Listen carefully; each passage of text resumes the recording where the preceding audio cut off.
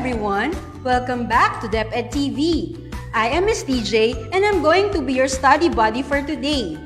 With a joyful heart and an empowered mind and spirit, learn along with me and let's be math galing!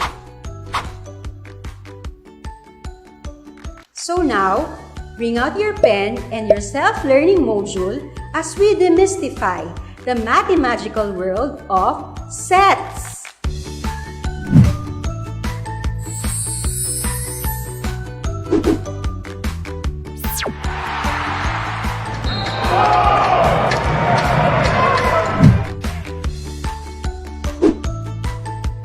In today's episode, we are going to learn a whole bunch of things about sets. But first, let us answer these pre-assessment questions.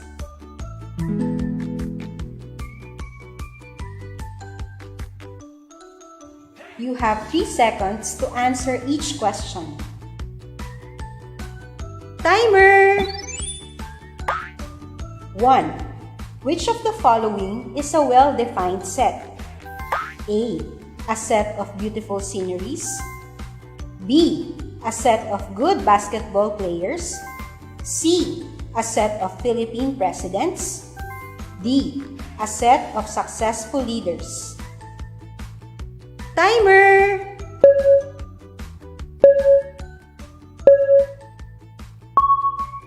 The correct answer is letter C, a set of Philippine presidents. Second question. Which of the following is a symbol of a null or an empty set? Timer!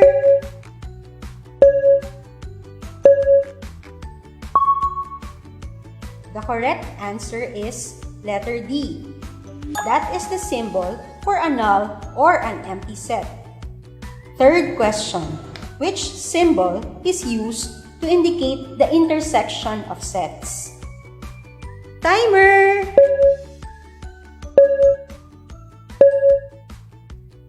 Good job! The correct answer is letter A.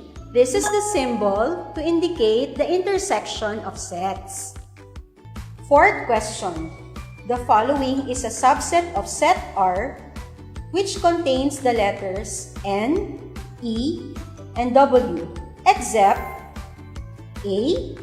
The set containing N, E, W. B. The set containing E. C. The set containing 0. D. The set containing E and W. Timer!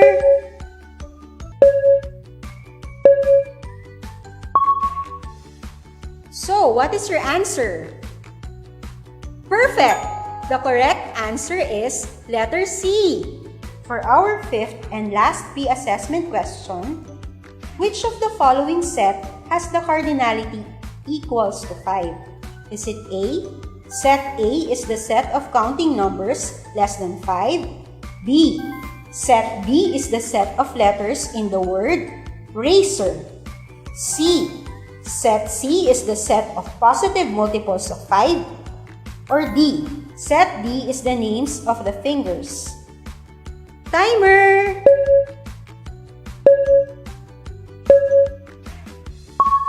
The correct answer here is letter D, since this set has 5 elements which are used to name the different fingers in either hands. We will explore more on cardinality of sets later.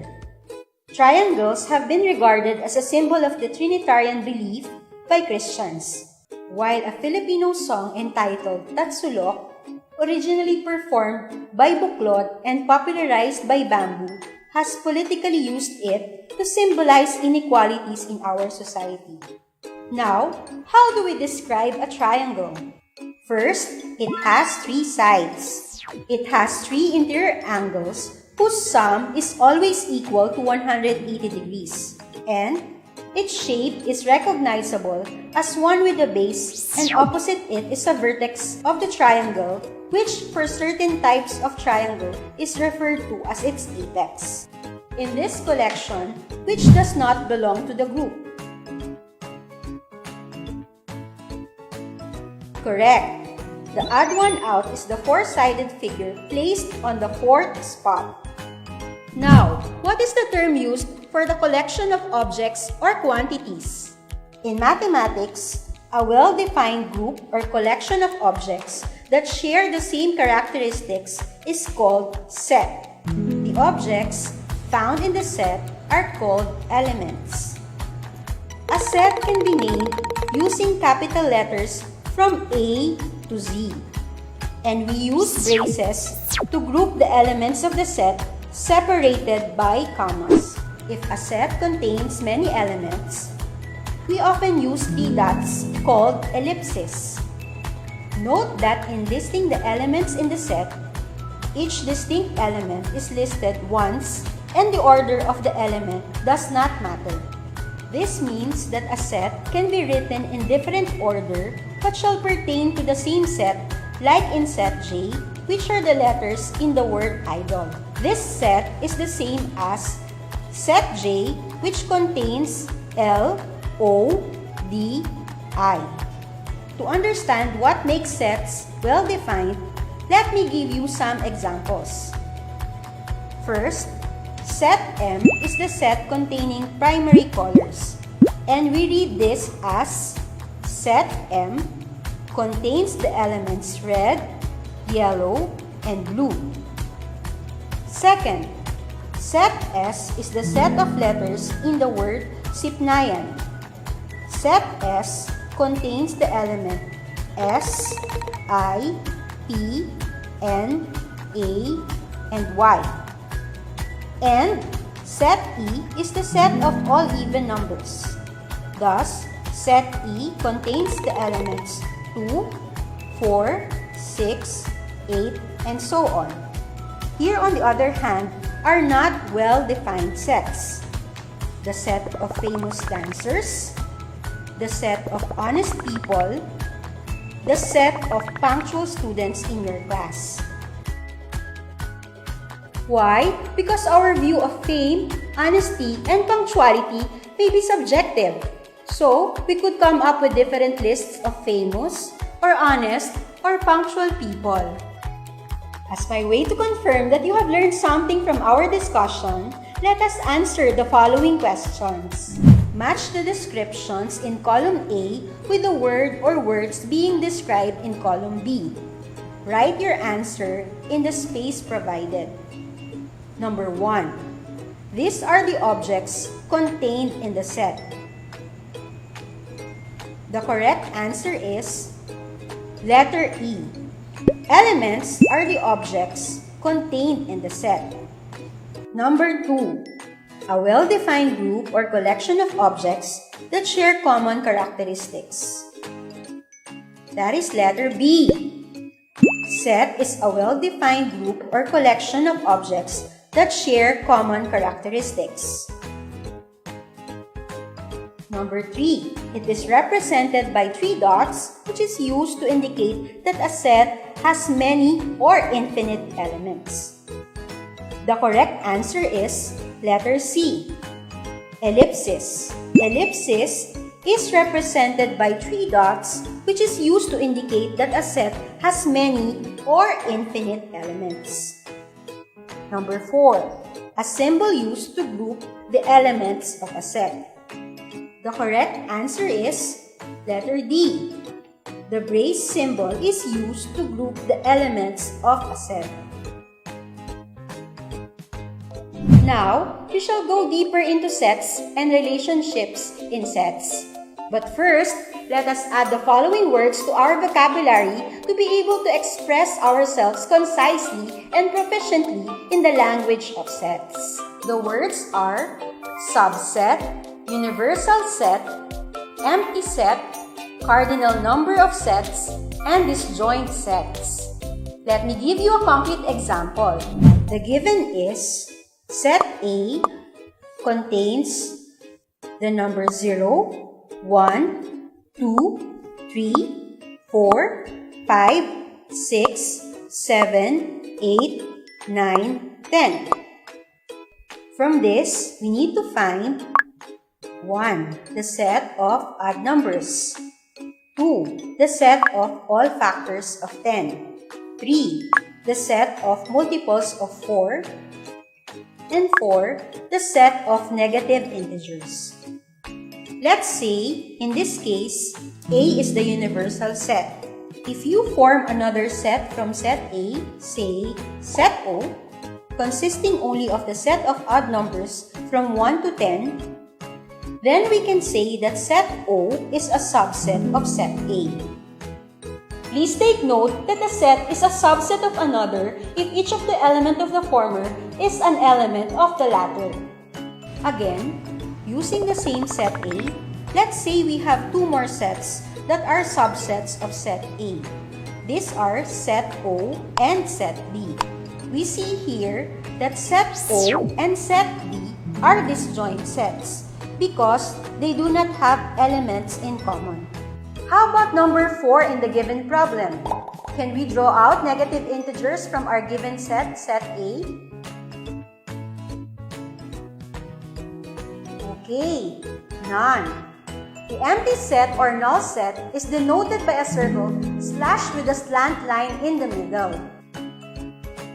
Did you know that you can insert this symbol in Microsoft Word by typing 2205 Alt X? That's awesome, right?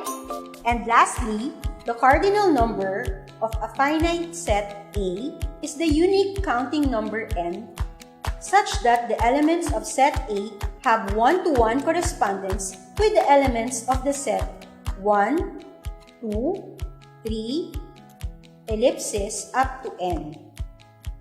For example, set A contains A, E, I, O, U. This only means that the cardinality of set A here is 5. Therefore, if we are to answer number 5 in our pre-assessment earlier, which of the following set has the cardinality equals to 5? Is it A? Set A is the set of counting numbers less than 5.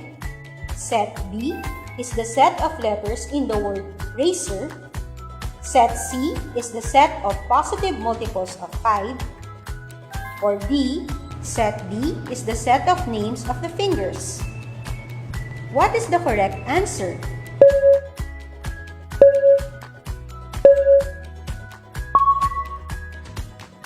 Yes, very good. D is the correct answer.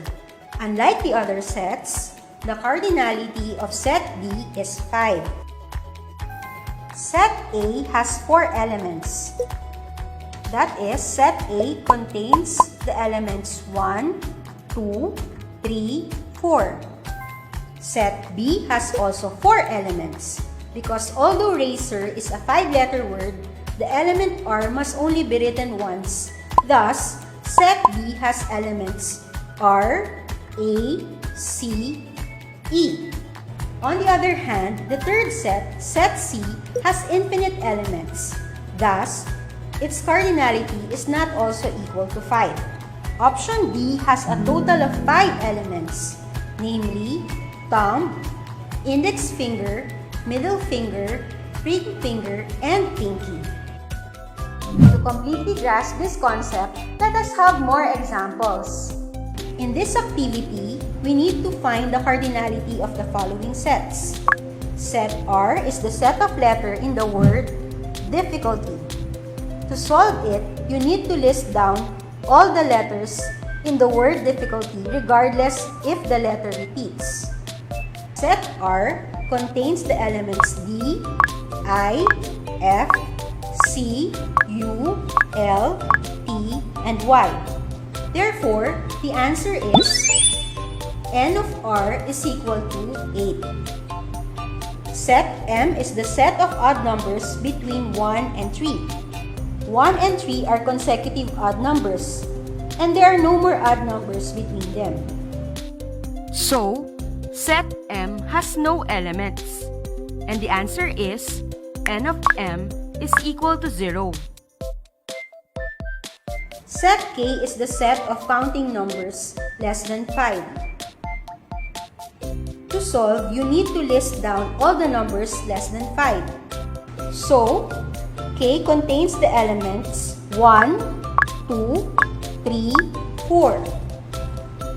Therefore, the answer is n of k is equal to 4. Alfred Whitehead once said, "To see what is general in what is particular, and what is permanent in what is transitory is the aim of scientific thought." As a philosopher-mathematician, he believes your knowledge of the particular facts of the world around you is gained from your very own sensations. We use sets and its related concepts in other fields. At this point, we will answer the following questions to evaluate what you have learned about sets. Are you ready? Sit in a minute.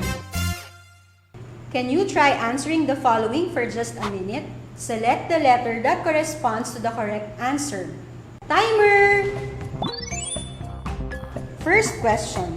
Which of the following is a well-defined set? A. A set of good writers. B. A set of factors of 10. C. A set of fashionable actresses in our country.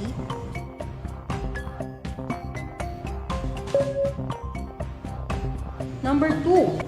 Which of the following is a symbol of null set? Look at your screen for the options. Number 3. Michelle listed the set of letters of survivor as shown in your screen. What is wrong with the set? A. It uses commas.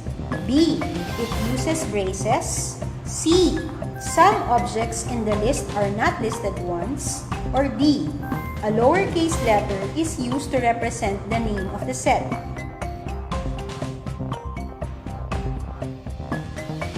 Question number 4. Given the set of letters in the word love, what is the cardinality of the set? A. 11. B. 8. C. 6. Or D. 4.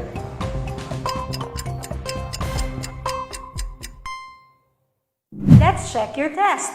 Be precise and truthful, okay? The correct answers are number 1. B. A set of factors of 10 is the well-defined set since, as we used in one of our example, it has shared characteristics. Its elements are 1, 2, 5, and 10.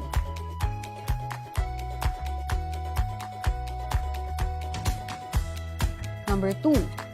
The correct answer is D.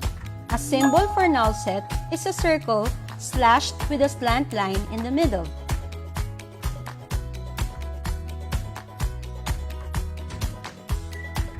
Number 3. C is the set that is wrong because some objects in the list are not listed once.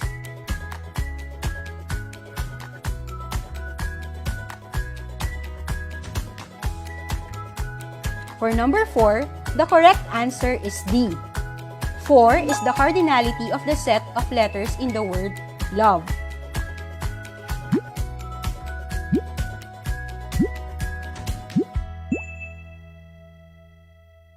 You should congratulate yourself if you have a good grasp of sets and its related concepts. I am delighted to be with you today. We will learn more about sets in our next episode, and you will be introduced to set operations and Venn diagrams. Again, this is Miss DJ. I wish you all a blessed day, and I hope to see you again here in Math Galing. Kita-kits in DepEd TV!